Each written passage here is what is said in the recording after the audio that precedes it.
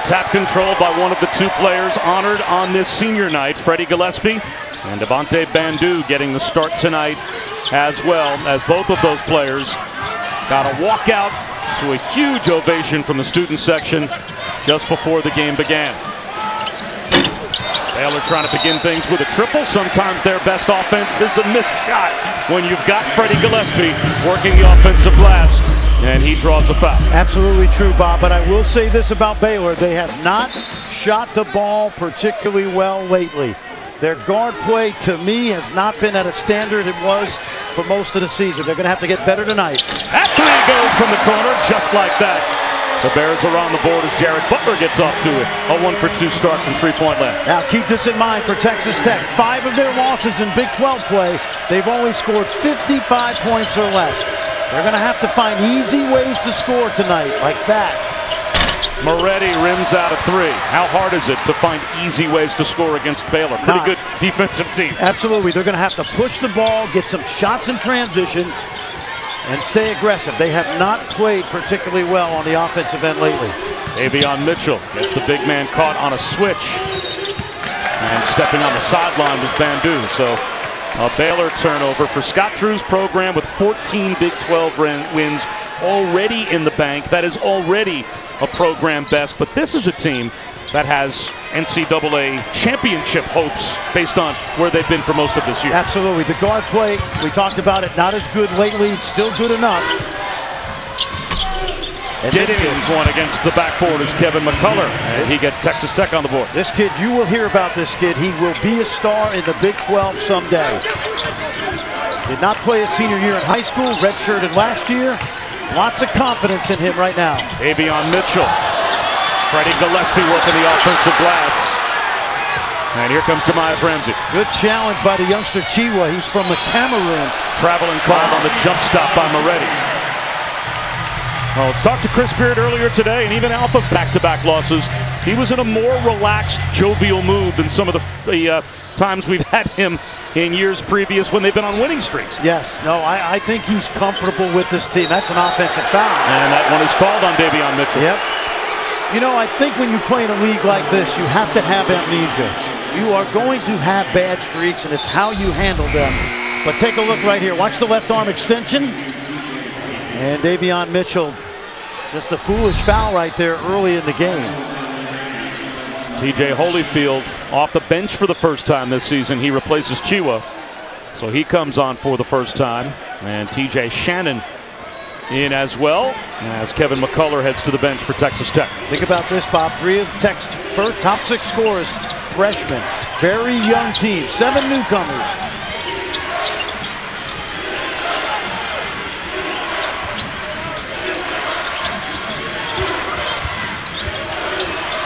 Jamias Ramsey gets his dribble back, 8 to shoot, long 3, and he knocks it down. Good start for Ramsey.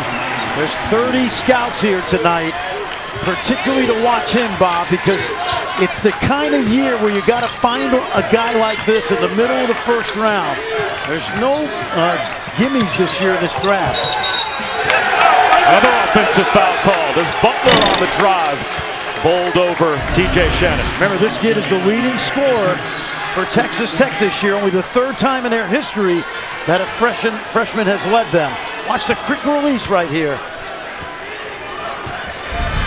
Now, what do I know?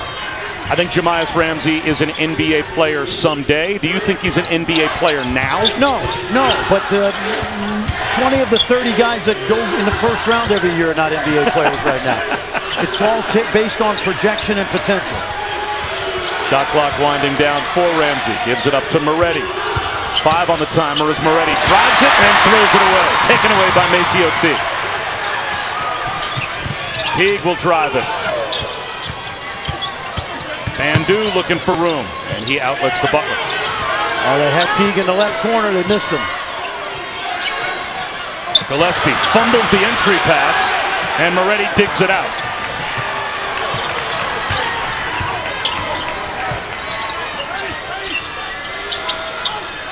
Kyler Edwards had a tough day against TCU on the road, or rather against Texas at home on Saturday. He was 2 for 11 from the field.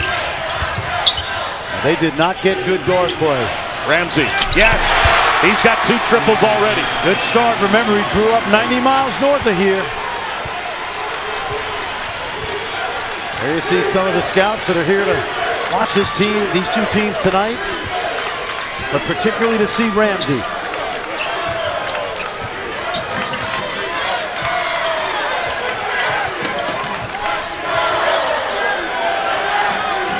Jared Butler, spin move in the lane, hangs, can't hit it.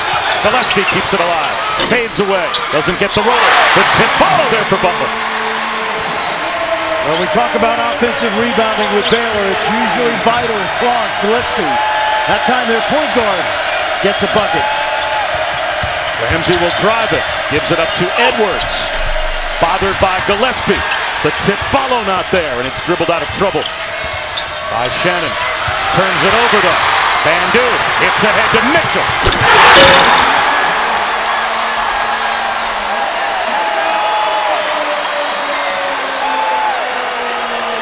Too many mistakes both ways early in this game.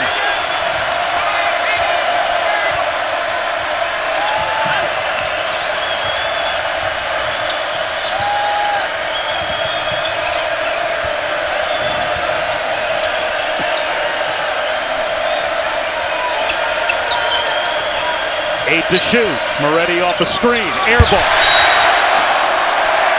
Baylor basketball when we come back. Texas Tech with the early 1-point lead here on Big Monday in Waco. ESPN's exclusive presentation of college basketball is presented by Boost Mobile. Step up with Boost Mobile and get a super reliable, super fast network. And in part by Progressive Insurance. Get slam dunk savings today. Visit progressive.com.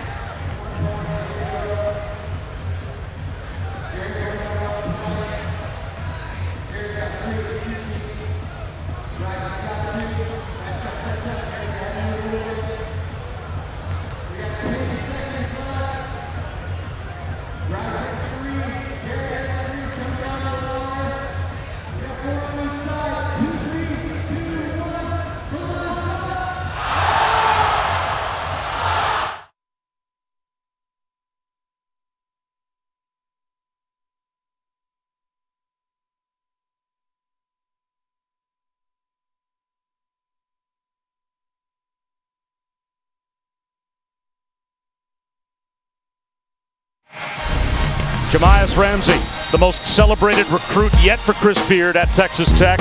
He's off to a great start to his career, and lots of scouts here to see him play tonight. Exactly. Leading scorer on this team all season long. 7 games where he's gone over 20. And the one thing he does from deep, he puts the ball in the basket. Great shooting touch and release. And as I mentioned, he's a Metroplex kid out of Dallas, Arlington. Started Duncanville High School where he won a 6A state title.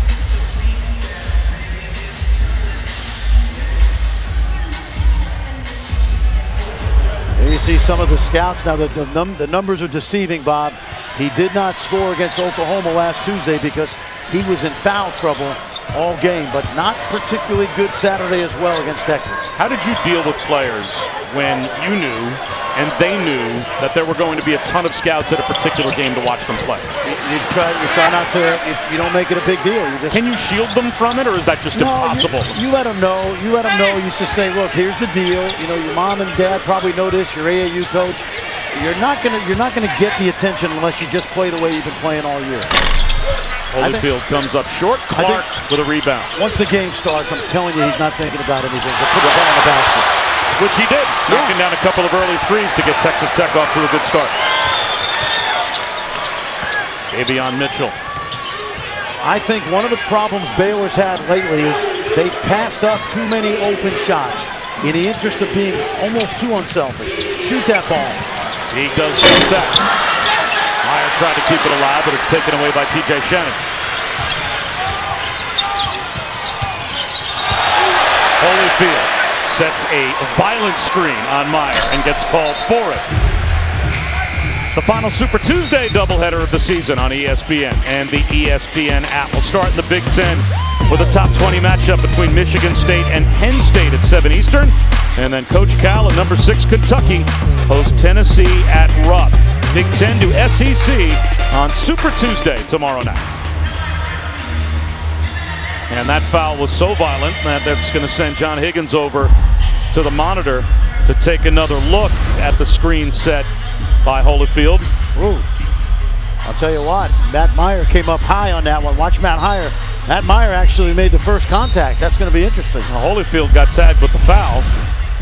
Matt Meyer thought he got hit by Evander Holyfield.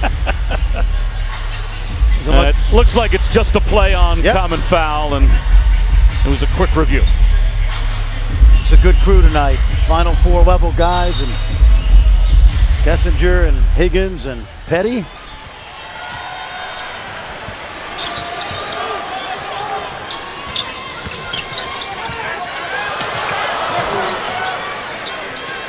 Nice save by Butler off the sky pass from Bandu, but now he's caught in the corner. Double teamed along the baseline. Finds Bandu. He finds a three. Good ball movement. I'll tell you, Texas Tech did a great job of keeping that ball in the deep corner. But when you force the ball baseline, you give up that drive and drift. They didn't recover in time, but it was a generally good defensive possession. Chris Clark sets up Ramsey. He answers with his third three here in the first 7 minutes. I don't think he's nervous, Bob. That's just my gut feeling.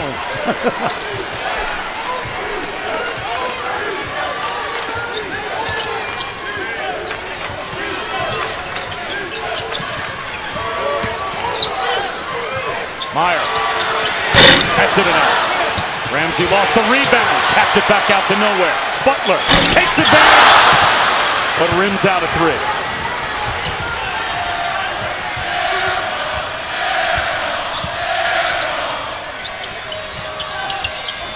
Sealing inside. Chiwa passed up a shot right at the front of the rim.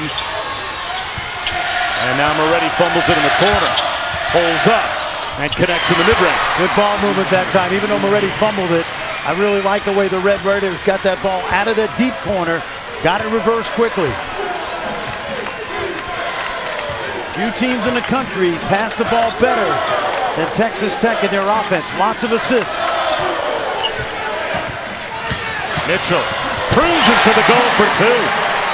Well, Chiwa hasn't seen that kind of speed very often this year because he's not been on the court.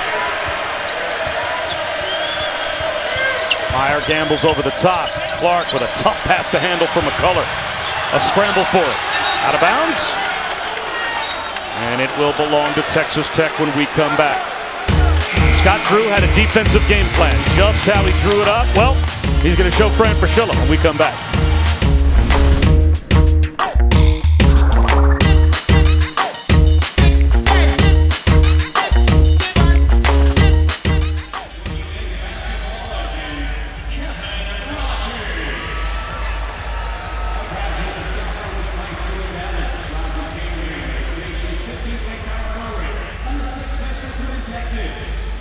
Our varsity from Baylor from 2006 to 2009.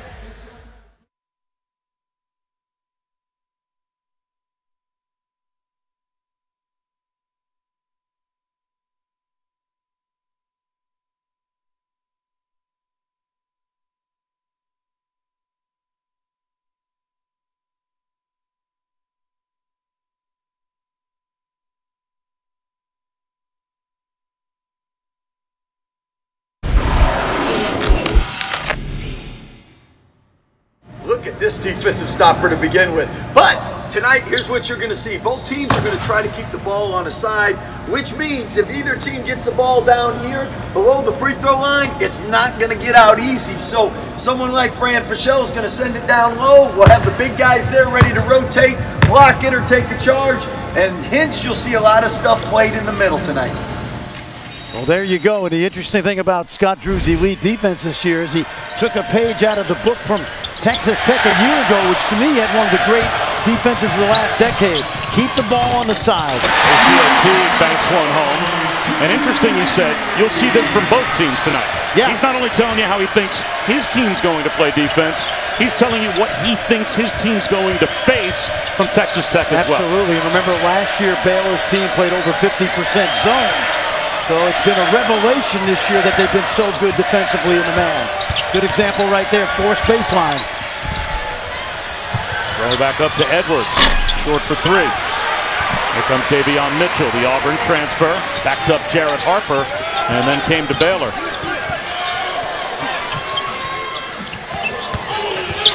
Butler turns it over, taken away by Kevin McCullough. Bounces one, but getting back on defense, diving for the loose ball was Davion Mitchell, and the crowd loves the hustle play. Yeah, well, that's what we were talking about right now. Look at the hustle here by Davion Mitchell getting back into play. One of the elite defensive players in college basketball this season. Particularly great on the ball.